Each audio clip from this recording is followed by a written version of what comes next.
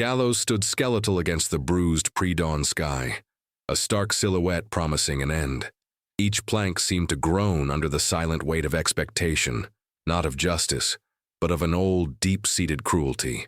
Inside the frigid cell, the air thick with the scent of damp earth and stale fear, Ilara huddled, her small, disabled frame almost swallowed by the rough-spun blanket.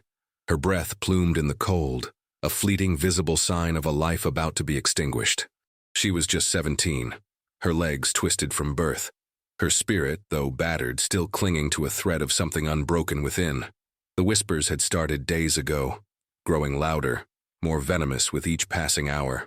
Whispers of a stolen locket, of a dead man, of a black girl's inherent guilt in a world built on white lies. Ilara knew the truth of her innocence, a truth as clear as the icy condensation on the bars of her cell, yet it mattered little in this town. Here the truth was merely a convenience, easily distorted, readily dismissed, especially when inconvenient. Her heart hammered against her ribs, a desperate drumbeat against the silence that stretched taut, threatening to snap. Every creak of the floorboards outside, every distant bark of a dog, pulled her closer to the inevitable. She saw the faces of the townsfolk in her mind's eye, a blurry mosaic of judgment and indifference, their eyes already holding the morbid curiosity of an audience awaiting a spectacle. This was not merely her death, it was a performance, a reaffirmation of their skewed order, a lesson carved into the cold morning air for anyone who might dare to defy it. Her breath hitched, a silent sob trapped in her throat, a final gasp for the warmth of life she was about to lose. The noose, she imagined, would feel like a cold serpent, tightening, squeezing, stealing the very air she fought so hard to draw. Before we get into this tale, let us know in the comments, where are you watching from, and subscribe if you want more content like this one. The Town of Redemption, a name dripping with an irony as bitter as the black coffee served in its only diner, was a settlement carved from the harsh, unforgiving land, yet it was its people who were truly unforgiving. Sheriff Brody, a man whose face was etched with the grim lines of self-importance and a lifetime of unchallenged authority, surveyed the dawn with a proprietorial air. His heavy boots clumped on the wooden planks of the jailhouse, each step a declaration of unwavering purpose. He saw himself not as an enforcer of law, but as a keeper of order, and in redemption, order meant the strict maintenance of the established hierarchy.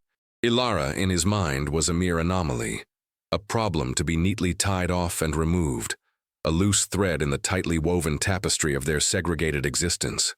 The accusation against her, a murky tale of theft and complicity in a saloon brawl, had solidified into an unshakable truth simply because it was convenient, because it fit the predetermined narrative.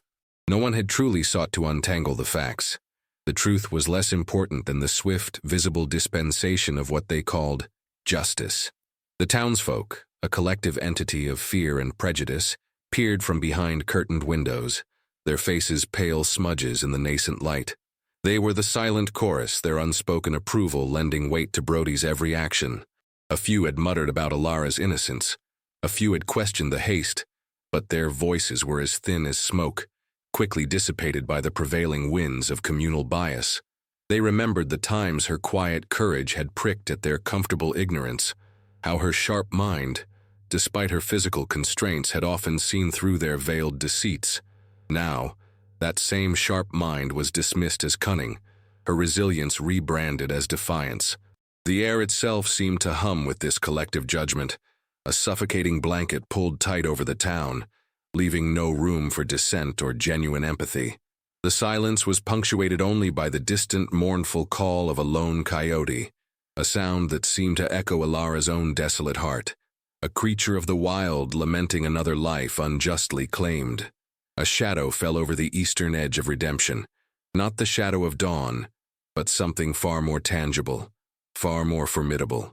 A lone rider, a figure etched against the horizon like a dark prophecy, moved with an unhurried, almost deliberate grace.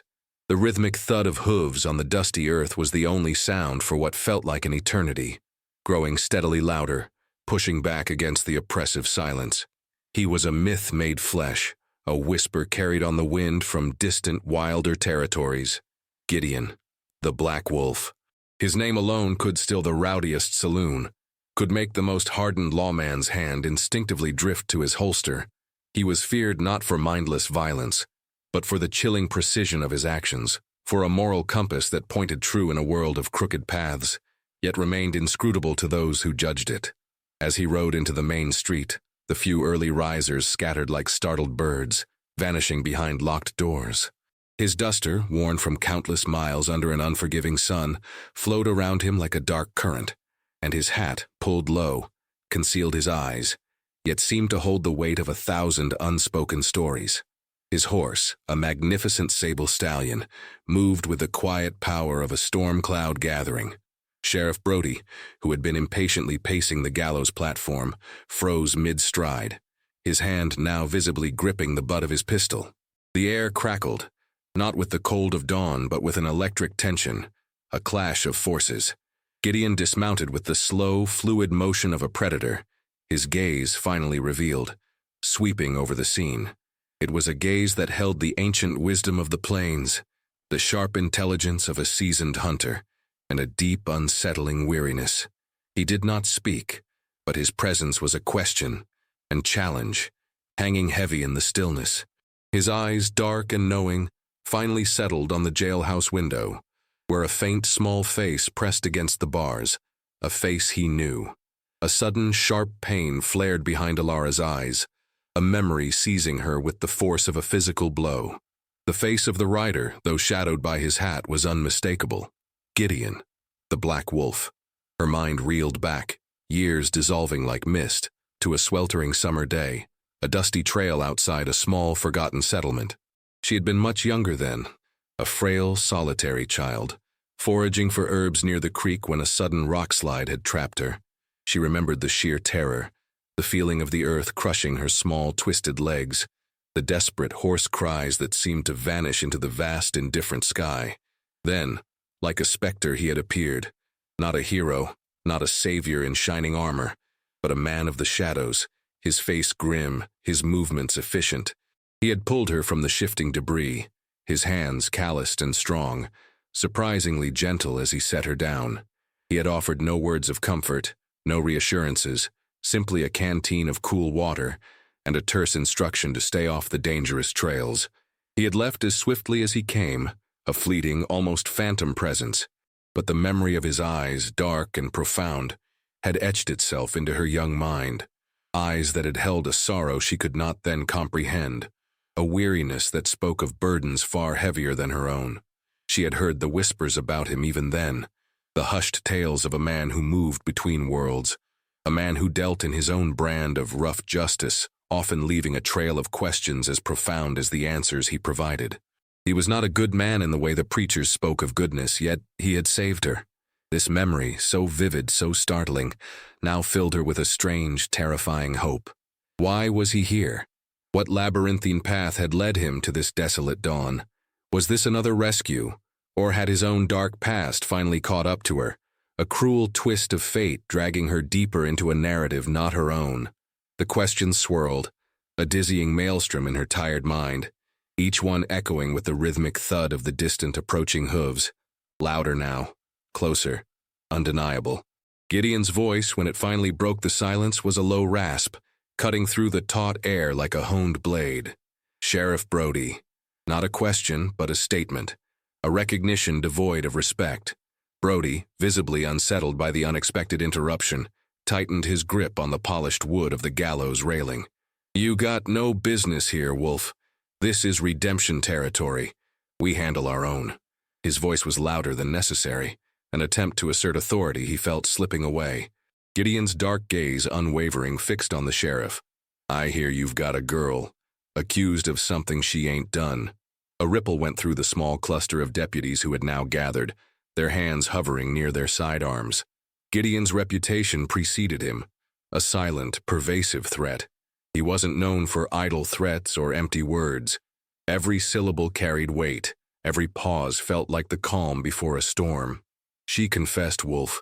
Stole old man Hemlock's locket and then he ended up dead. Clear cut." Brody's words were rapid, a defensive volley. But Gideon simply tilted his head. a gesture that conveyed more skepticism than any outburst. Confessions can be coerced, Sheriff, especially from a child, especially from one as disadvantaged as she. His eyes flickered to the jailhouse window, a brief, almost imperceptible acknowledgement of Alara's presence. The term disadvantaged hung in the air, a blunt, stark reminder of the prejudice that fueled this entire charade.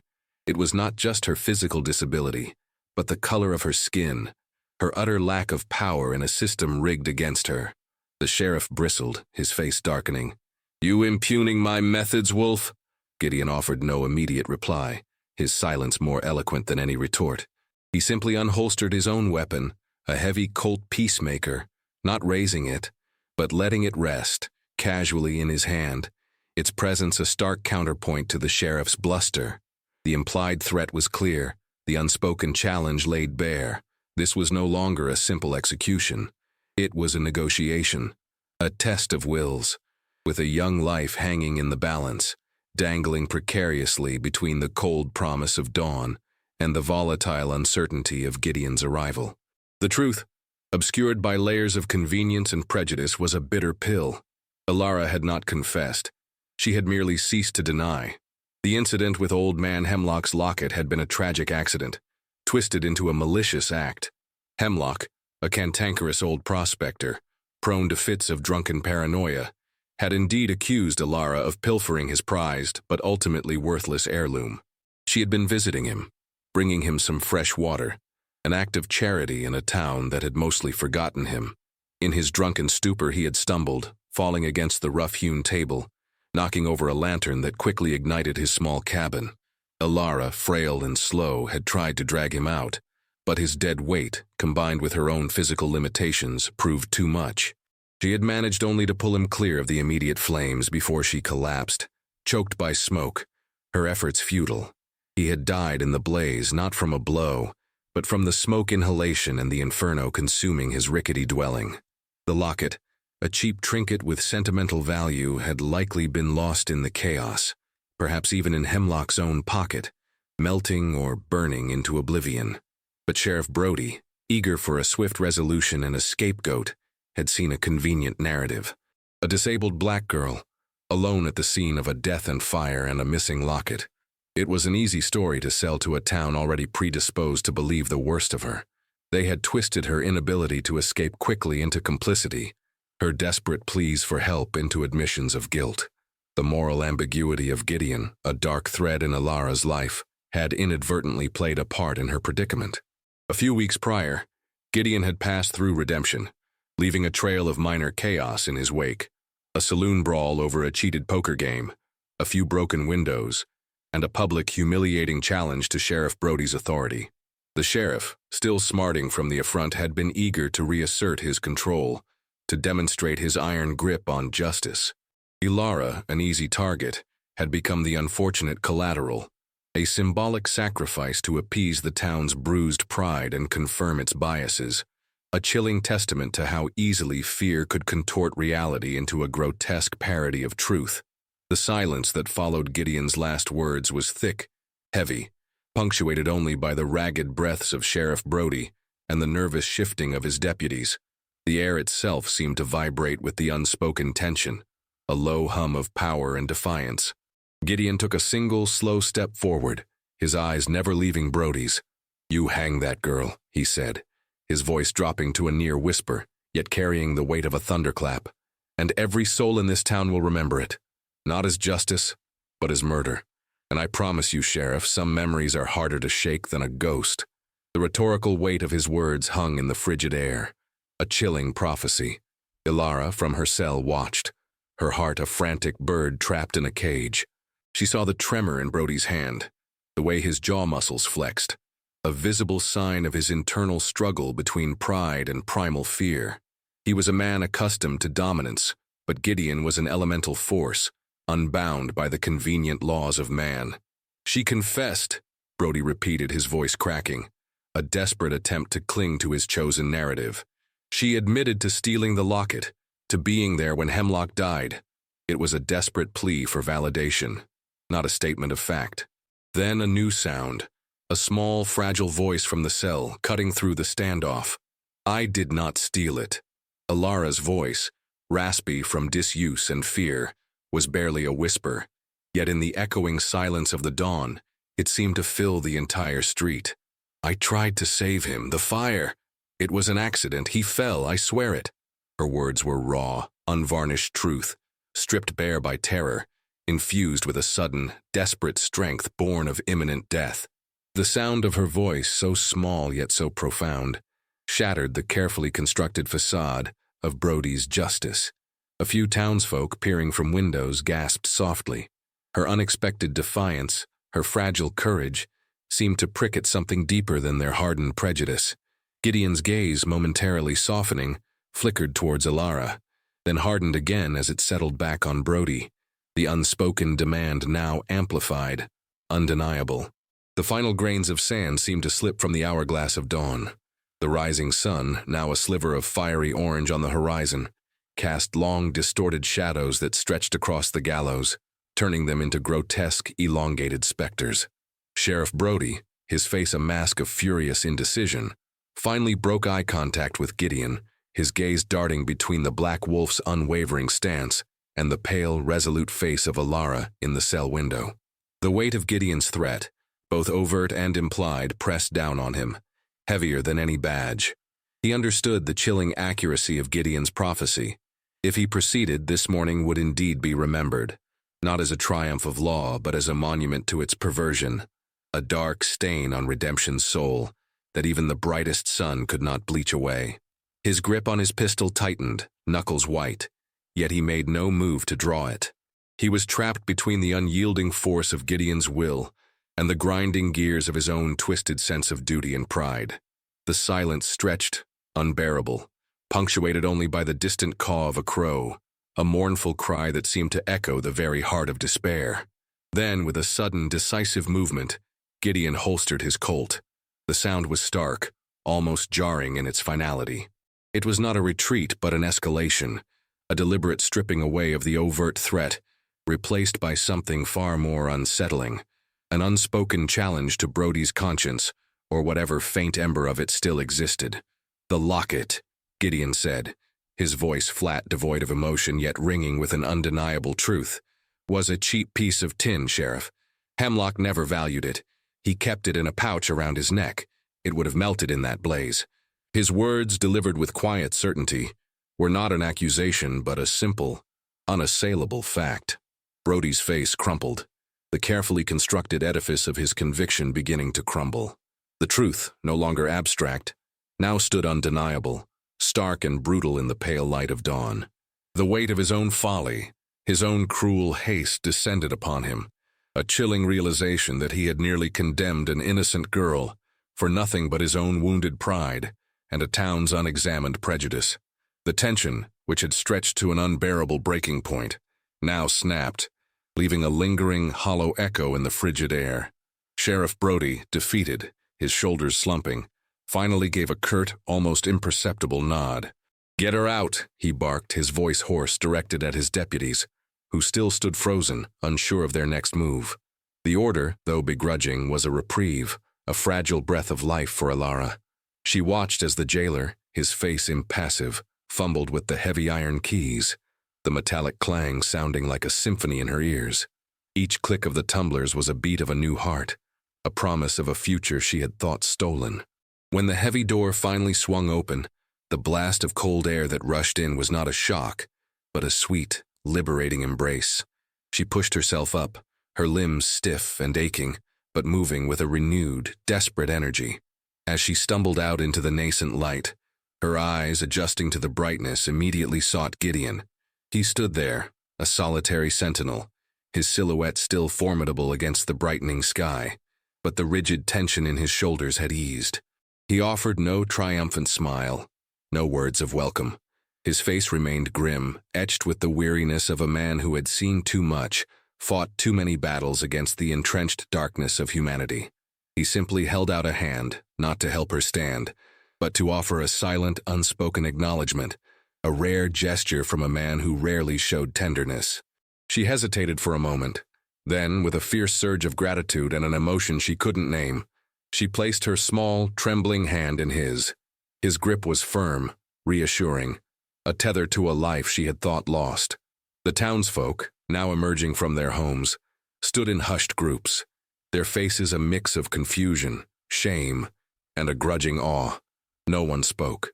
The morning, so recently pregnant with the promise of death, now felt like a fragile, tender beginning. The air still held the chill of injustice, but woven through it now was the faint, tentative warmth of an unexpected deliverance, a testament to the quiet power of defiance against the loudest drums of prejudice. The sun climbed higher, casting the long, accusing shadow of the gallows behind them as Gideon led Alara away from the town square. They moved slowly, her small, twisted legs finding purchase on the uneven ground, her hand still clutched in his. No words passed between them, nor were any needed. The silence that enveloped them was not empty, but filled with the profound weight of what had transpired, the unspoken understanding that had formed in the crucible of their shared ordeal. Alara glanced up at him, studying his profile. He was not a traditional hero, not the kind from stories where good always triumphed cleanly over evil. His eyes still held a haunted look, a deep-seated sadness that spoke of past regrets, and the harsh realities of a world that refused to be easily categorized. He had saved her, yes, but he had done so with the grim efficiency of a man who understood the fine line between justice and survival, a man whose own moral code had been forged in fires unseen by others. She knew instinctively that his intervention was not born of simple altruism, but perhaps a complex tapestry of duty, a distant echo of the past, and a silent repudiation of the casual cruelty he had witnessed. The town remained behind them, a simmering pot of unresolved tensions, its citizens left to grapple with the discomforting truth of their own complicity, their convenient blindness. Some would resent Gideon's intrusion, others would whisper about his enigmatic presence, but none could deny the raw power of what had transpired. Alara, though free from the gallows, was not free from the scars of the experience, nor from the world's relentless judgment. Her disability remained, her vulnerability in a harsh world undiminished. Yet she carried a new strength within her, a resilience forged in the face of death, a clear-eyed understanding of the world's brutal truths and the rare, unexpected flicker of humanity found in its darkest corners. Their path forward was uncertain, a winding road stretching into a vast, indifferent landscape. But for now, under the vast blue canvas of the morning sky, simply walking away was enough. The dust devils danced across the vast expanse of the plains, swirling like phantom figures, each a transient testament to the relentless, unforgiving nature of the land. Alara and Gideon rode in silence, the rhythm of their horses' hooves a steady, hypnotic beat against the silence of the wilderness. The ordeal and redemption had etched itself into Alara's spirit, a permanent mark, yet it had also peeled away layers of fear, revealing a core of steel she hadn't known she possessed. She had faced death and lived, not through her own might, but through the intervention of a man who embodied the complex, often contradictory shades of morality. Gideon, the Black Wolf, remained an enigma, a man whose presence was both a refuge and a constant reminder of the dangerous, untamed world they now navigated. His taciturn nature, his eyes that seemed to carry the weight of countless sunrises and sunsets, spoke volumes more than any uttered word. He was a lone star in a dark sky, guiding her, not towards easy comfort, but towards a deeper understanding of survival and the grim beauty of self-reliance. Their journey was not an escape, but a recalibration, a forging of new paths where old ones had been brutally severed. The town of redemption, with its gallows and its biased whispers, was now a distant, receding memory, a symbol of the pervasive injustice that lurked beneath the veneer of civilization. But the open sky above, the endless horizon, offered a different kind of truth, the vastness of possibility, the enduring power of resilience, and the quiet dignity of a life reclaimed. Alara knew her struggles were far from over.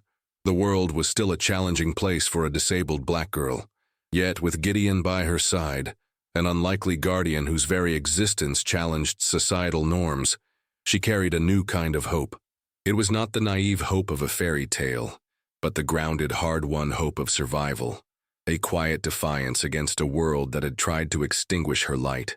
The sun continued its ascent, a powerful golden promise on the horizon, illuminating not just the plains, but the unfolding, uncertain, yet fiercely hopeful chapters of a life bravely begun anew.